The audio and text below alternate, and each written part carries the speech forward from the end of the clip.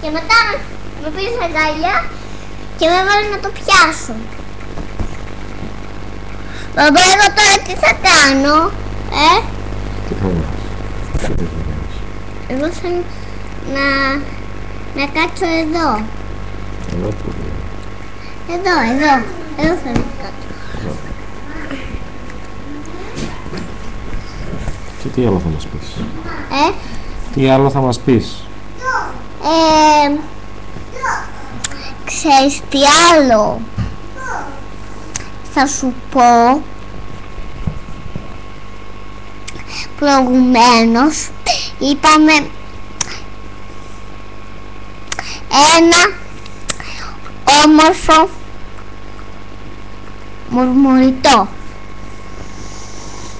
Μέχρι που προερχόταν από μια μαμά.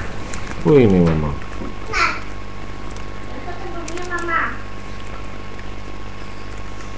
Μαριά, τι κάνεις παιδί μου εσύ εκεί? Την κορδέλα να τη βάλω εκεί. Για βάλε το άλλο. Κορδέλα. Πάμε, κοίταξε.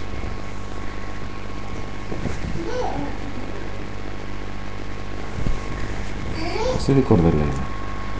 Χρωματιστή. Και πού βρέθηκε? Δεν ξέρω. Την πήραμε. Από Την πού? πήραμε από κάπου. Κάπου τώρα την πήραμε. Ή μας τη δώσανε. Ή μπορεί να... Για βγες λίγο να σε δούμε εσένα. Ποιον? Μαμά. Βγες στο παραθύρι σου.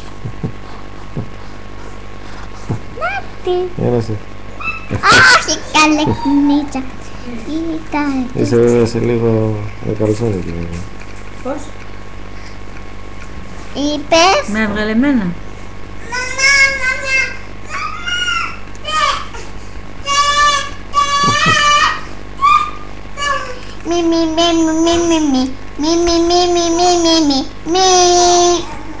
Ας το μείνεις ένα σημείο. Πρέπει Τέλος να... πάντων, όχι δεν μπορεί. Λα λα λα λα. Όσο πάνω πήγες κάτι. Δεν ήξερα. Έτσι θα πεις, αυτό είναι.